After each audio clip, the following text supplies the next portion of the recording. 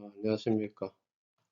오늘은 물성화 6강 2차 시를 같이 시작해 보겠습니다.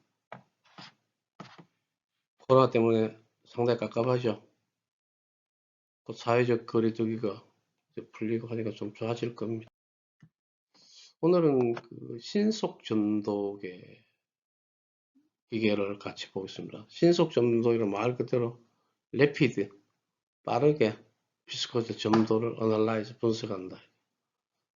점도를 빨리 분석한다고 이제 RBA라고 그러는데, 이건 공유 가루나 또 전분 페이스트 형성의 특성을 프로파일, 페이스팅 프로파일, 페이스트 형성 특성을 분석하는 가장 보편적인 장치다. RBA라 갖고 널리 알려져 있는데, 공유 가루를 나중에 물과 섞은 현탁에 통상 한 10% 내로 뭐 쓰기도 합니다. 현탁에 그걸 이제 교반하면서 온도를 변화시켜요. 온도 초기 세팅 온도에서부터 계속 올려갖고 홀딩도 시키고 어느 정도 온도를 변화시킵니다. 온도 변화를 시키면서 온도에 따른 점도 변화를 측정하도록 설계된 거예요. 이 기계는 이제 특히 전분을 가열에 따르면은 페이스트 상태에서 이제 페이스트가 반죽 있잖아요, 그죠? 페이스트 상태에서 전분의 호화 또는 냉각에 따른 노화, 온도가 올라가면은 호화되고 냉각되면 노화되죠. 올라갈 때 화를 이제 알파 스타치라고 그러고 내려간 노화를 이제 베타 스타치라고 그러죠. 이때 이제 사용된 시료도 작게 들어가고 분석 시간도 15분 이내, 통상 13분 만에 끝납니다. 근데 매우 빠르고 또 일관된 분석이 가능해요. 그렇기 때문에 공유라든가 전분을 다루는 산업체에서 제일 많이 사용하는 설비 중에 하나예요. 믹서리액하고 이제 유사하지만은 신속 점도계는 현타격 상태, 아주 연한 페이스트, 연한 반죽, 현타격 상태에서 실을 사용하는 반면에 믹서랩은 반죽을 사용하는 거하고 이제 조금 차이가 납니다. 물론 믹서랩도 많이 쓰지만 신속 점도계를 좀 많이 쓰고도 있다 하는 걸 좀 참고로 알아주시기 바랍니다. 조금 다음 페이지에서 설명에는 모든 온도와 시간을 전부 세팅을 해 놓으면은 분석하는 동안에 이런 패들이 계속 돌아가요. 계속 돌아가면서 컴퓨터 화면에 얘들이 이제 RB 커브를 그리면서 점도라든가 모든 것을 나타냅니다. 근데 점도 단위는 이제 센티포이즈인데, 센티포아제라 그러죠. 센티포아제인데 이제 RB에서는 RB 단위를 나타냅니다. 통상 1RB에는 12센티포아제. 센티포아제는 물이 약 21도대의 점도가 1이라고 생각하면 됩니다. 점도가 물이 1인데 수치가 높으면 높을수록 물보다 훨씬 더 끈끈하다는 걸 상상할 수 있겠죠. 그리고 이제 RB를 작동하기 전에 처음에 세팅 온도입니다. 이건 물론 세팅 온도는 좀 달리 할 수도 있습니다만 거의 통상 이렇게 많이 해놓은 데이터가 있으니까 여기 따라가는 것도 방법이죠. 공유 가루로 이제 RV를 분석했을 때 전형적으로 이런 모양의 그래프가 나타납니다. 그래프 넘어가 나타나는데 이제 좌측에서는 이제 비스코시티 점도가 나타내고 우측에는 이제 템퍼러처 온도고 이제 Y축이 이제 시간입니다.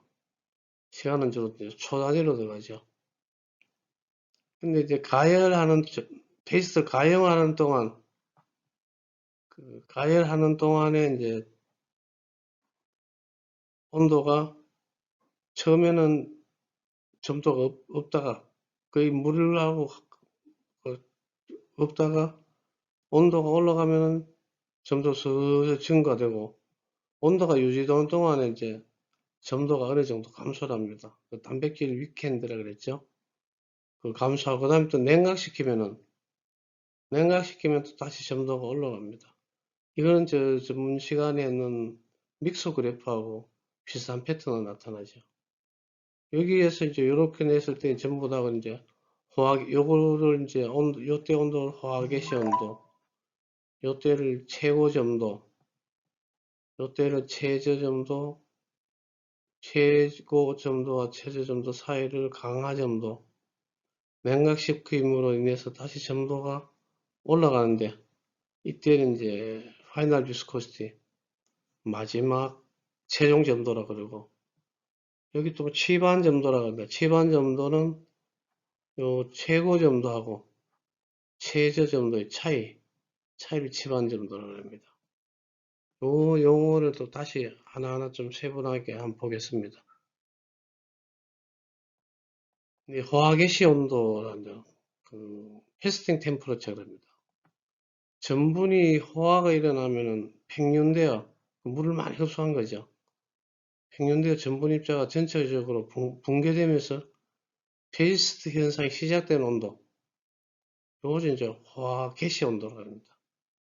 그 그래프에서는 이 바탕선에서 처음으로 온도가 증가되는 시점, 이렇게 온도가 올라가죠. 이때를 화학개시 온도라고 합니다. 이렇게 그리면서 약간 뭐 여기서는 이제 그림에 이렇게만 보이지만은 실제 분석을 하면 컴퓨터에서는 정확한 수치가 나타납니다. 그 뭐 180도라든지 170도라든지 30도라든지 정확한 수치가 나타납니다. 이건 계량적인 그림을 보여주는 거죠. 다음 이제 최고 점도 있습니다. 피크 비스코시티.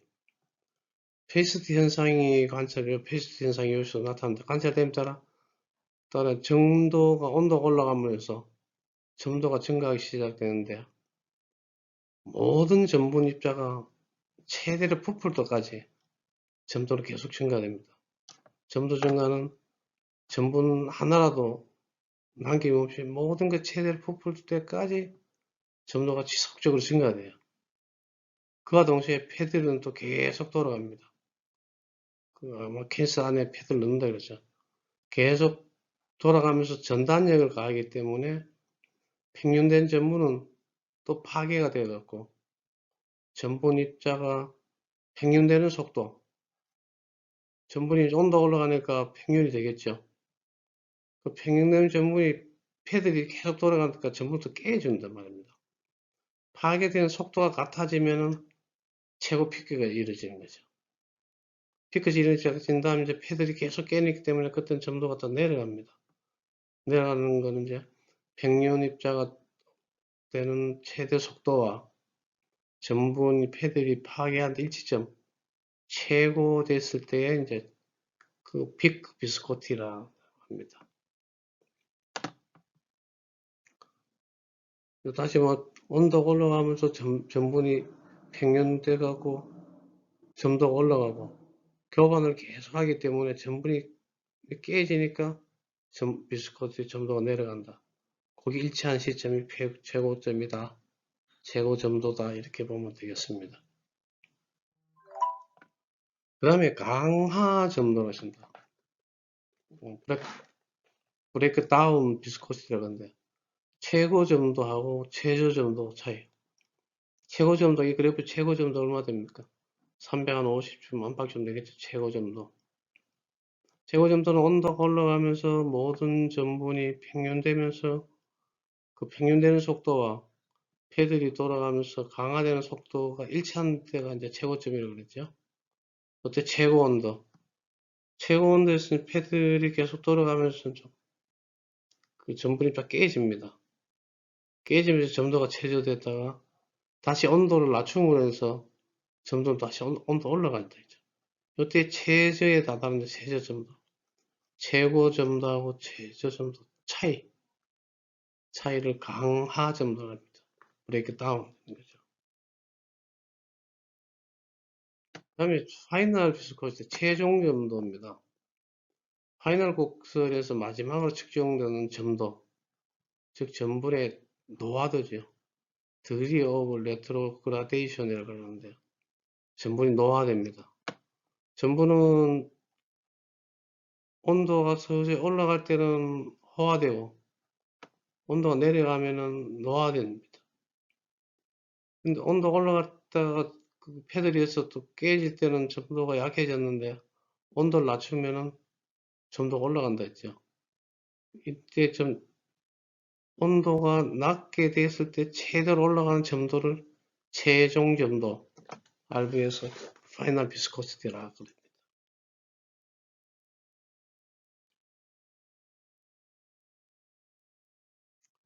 다음에 먼저 차반 점도라는 용어가 있습니다. 차반이 좀 용어가 좀 생소한데 세트백 비스도 그때는 그렇게 돼요. 온도가 내려가면서 노화의 점도가 다시 이제 다시 증가하는데 저 최종 점도와 최저 점도의 차이를 치반 점도랍니다. 아까 강화 점도는 최고 점도와 최저 점도 차이를 강화, 최종과 최저 차이는 치반, 이렇게 알아주면 되겠습니다.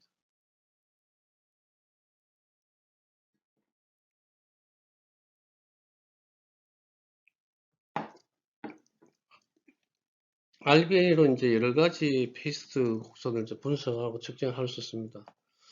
요 그래프는 정제밀가루하고 통밀가루의 페이스트 곡선입니다. 그 정제밀가루하고 통밀가루를 이렇게 그 RBA 측정으로 이렇게 했는데요. 그래프를 보면은 통밀가루가 수치가 전부 낮은 형태로 가죠. 정제밀가루는 이 그래프 좀 수치가 좀 이래 관찰들이 높게 관찰됩니다. 이거는 이제 정제밀가루는 그 밀기울 같은 걸 다 없앴기 때문에 그 파인 휘트라 그러죠. 파인 휘트 플라워라 그러는데 그 섬유질을 갖고 웨이퍼를 전부 없앴기 때문에 이러한 특성이 나타납니다. 이때까지 모든 물성 측정 장치를 이제 정제밀가루하고 통밀가루를 좀 비교를 해봤을 때 같은 형태의 패턴이 나오죠. 일반적으로 그 RV는 생전부 네이티브 스타치를 분석을 많이 씁니다. 그렇지만은 호화된 전분, 게라티나이즈드 스타치, 호화된 전분의 특성을 분석하는데도 사용을 합니다. 그 생전분에 비해서 호화된 전분은 초기 점도 값이 크고 이미 호화가 됐기 때문에 피크 점도 관찰되지 않고 온도가 증가함에 따라 점도가 지속적으로 감소합니다. 생전분은 온도를 높이고 시간이 지날수록 점도가 올라가는 형상이 있어요.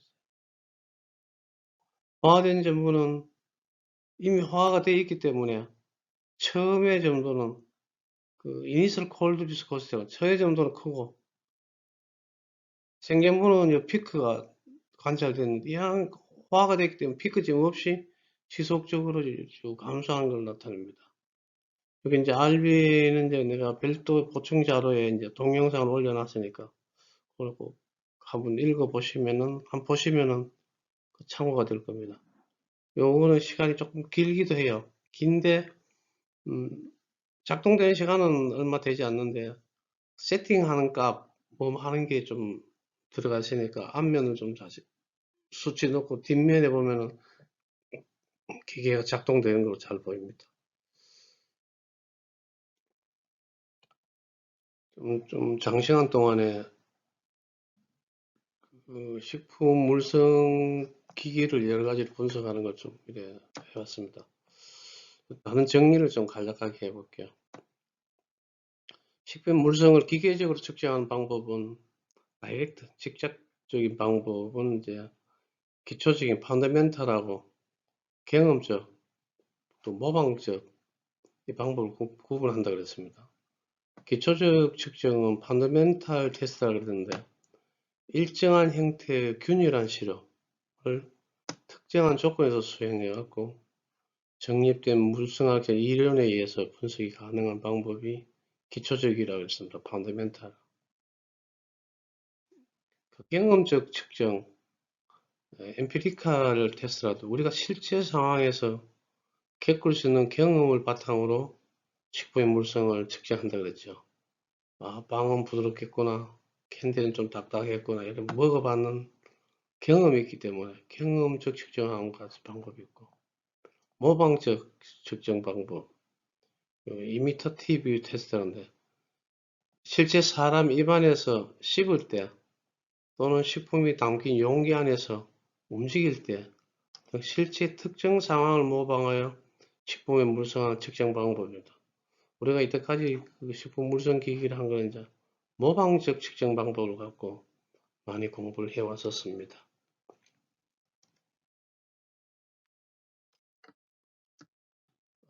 식품 물성을 객관적으로 측정하기 위해서 사용되는 다양한 방법과 장치들은 식품에 대한 물성 정보를 직접적으로 제공한 건 아닙니다. 물리적 단위를 가진 변수, 힘이라든가 거리라든가 압력이라든가 점도라든가 이런 걸 측정해 갖고 이거를 식품 물성하고 연관시킨 거죠. 그 뚫기 시험, 펀처 테스트는 힘을 측정해 갖고 식품의 조직감을 분석하는 대표적인 방법이죠. 가느다란 막대기 형태의 프로브 또는 펀치를 시료를 뚫는 데 필요한 힘을 가했습니다. 막대기 형태는 뚝 부러뜨리기를 했고 펀치 형태는 뚫기 했었죠. 뚫기 시험에서는 압축력, 컴프레시브 포스하고 전단력, 시어 포스가 동시에 작동이 된다 그랬었습니다. 실의 크기는 프로보다 이제 충분히 커야 한다 그랬고 적으면 안 돼 그랬죠. 샘피 인피니티브 지오메트리라고 하고 반무학적 기하 법칙이라고 있었습니다. 여기 이제 프로보다 커야 된다. 그 다음 압축 시험이 있었습니다. 컴프레션 테스트가 있었는데 압축은 식품 분야에서 널리 사용되는 식품 물성 측정 방법으로는요. 디스크 형태의 프로브를 사용합니다. 아래 방향을 누르고 이때 얻어지는 힘하고 시간, 힘하고 거리 곡선으로부터 이제 물성학적인 이제 특성을 분석했는 게 있었죠. 그 압축 테스트가 있었습니다. 그 다음 인장 시험에서도 아텐셜 테스트가 있었는데 인장은 늘어뜨리는 거죠. 인장 시험은 시료를 끊어질 때까지 늘어뜨립니다. 끊어질 때 당겨갖고 힘하고 또는 거리를 측정하여 하는 건데 면류라든가 치주, 반죽, 껌 이런 게 물성학적 특성을 분석합니다. 그 다음에 또 압출 시험이 있습니다. 컴프레션, 압축 눌리는 거고 익스트루전, 압출, 사출이라 그러게 돼요. 플라스틱 용기나 뭐 시리얼이라든가 스낵 같은 거 나오는 게 익스트루전으로 기기가 있습니다.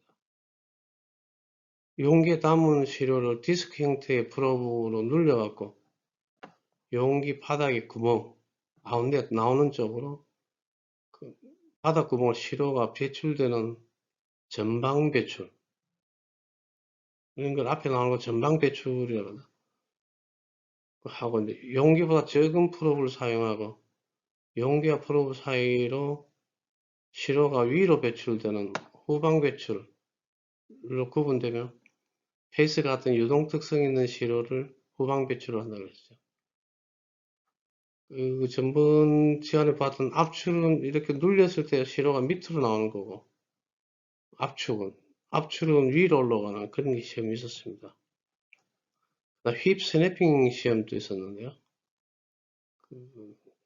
고체식품 가운데 또는 한쪽 끝을 눌러갖고 부스러질 때, 부러뜨릴 때에 필요한 힘값을 측정하는 방법으로 이때도 이제 막대기, 바라든가 시트, 얇은 판 형태를 가진 과체류,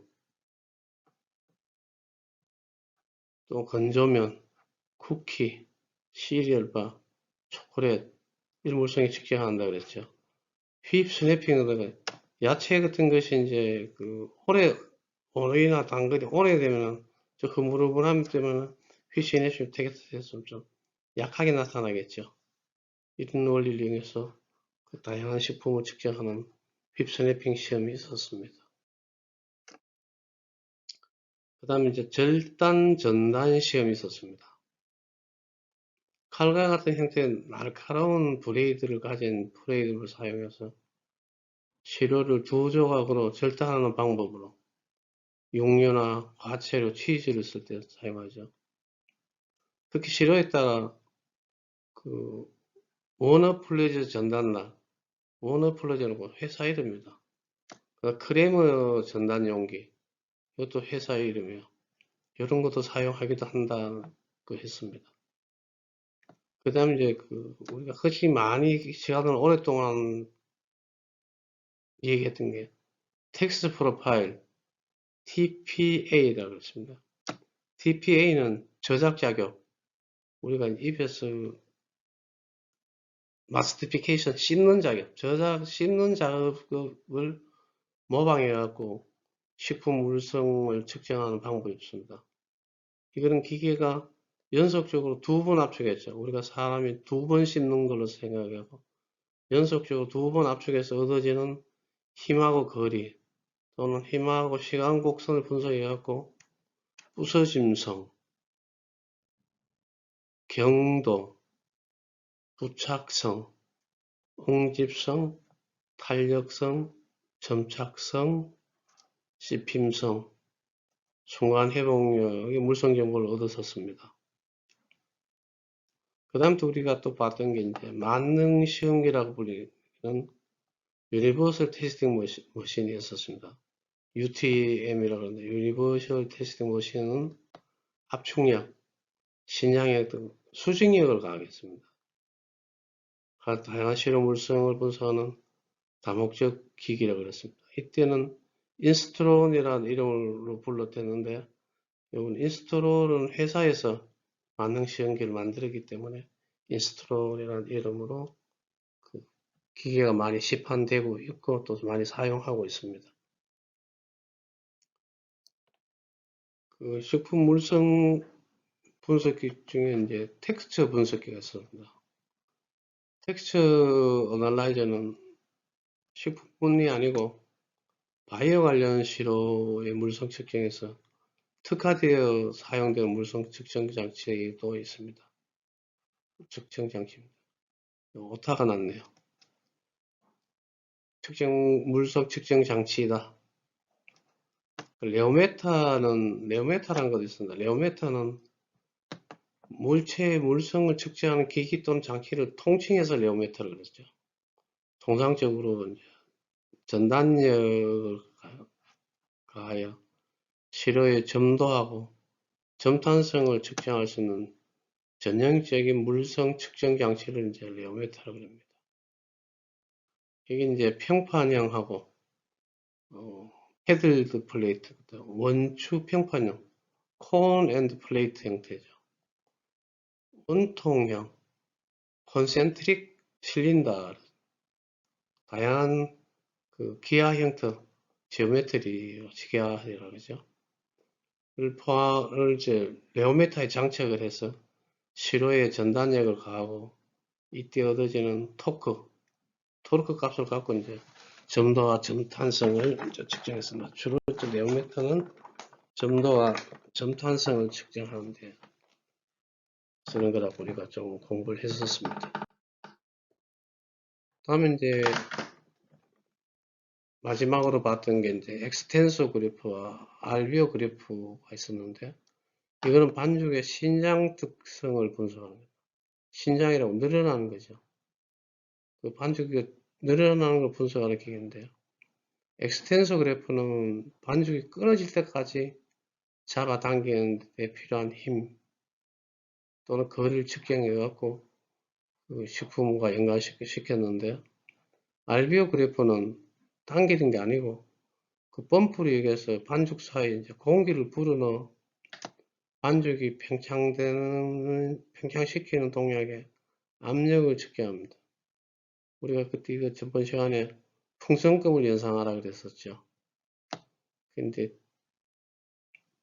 익스텐션은 반죽을 당겨가서 끊어질 때까지 측정하고, 알비오그래프는 반죽 안에 공기를 불어넣어서 이제 풍선끝이 만들어집니다. 그리고 터질 때까지 그래프를 측정을 하는 거죠. 여기서 얻어지는 최대 힘값 또는 최대 압력값은 반죽의 탄성이 나타나죠. 그때 거리는 반죽의 점성을 의미합니다. 근데 이제 강력분과 방력분은 이제 그림을 테스트를 해봤고, 그 강력분은 반죽 탄성이 컸고, 방력분은 반죽 거리가 큰 게 있었습니다. 방금 전에 했던 그 RVA 신속 점도계는 공유가로 전분 현타액을 가열 및 냉각하면서 점도 변화를 측정했습니다. 이때는 신속 점도계는 그 기기를 미리 그 프로파일을 세팅해 놓는다 했죠. 몇 도씨에서 몇 분, 또 몇 도까지 가열하는데 몇 초 동안 올라가라. 몇 도까지 냉각하는데 몇 분까지 내려가갖고 사전에 컴퓨터 세팅을 해 놓으면은 거기에 따라서 그 점도계가 그 패들이 계속 돌아가면서 그래프 컴퓨터로 나타냅니다. 시로의 페이스트 형성 특성, 페이스트 프로퍼리티라고 하는데 그 반죽에 형성되는 특성을 분석할 수 있는 겁니다. 특히 현타격 상태에서 전분의 호화, 온도가 올라가면 호화되죠. 그 다음에 이제 온도가 내려가면 전분이 노화되는 특성을 손쉽게 측정할 수 있다 해서 갖고 이제 제분이라든가 스냅 관련 사안에서 널리 쓰고 있습니다. 우리가 흔히 전분의 호화 노화는 밥을 해서 따뜻한 밥일 때는 호화, 그 밥이 식으면 노화, 그건 알파스타치, 베타스타치라고 하나 식품화학이나 뭐 시간에 좀 공부를 했었을 겁니다. 그 전분이 이제 호화 전분이 이제 소화도 더 잘 된다 그랬죠. 노화 전분은 소화가 좀 잘 안 된다 그랬습니다. 자, 그 별도의 이제 동영상 하나 시청해 주시고 오늘 식품 물성 기기 분석은 오늘 여기까지 강의를 마치겠습니다. 수고하셨습니다. 코로나19에 건강하게 잘 대응해 줘서 다음에 대면할 때 그때 밝은 얼굴로 뵙기를 기대합니다. 수고하셨습니다.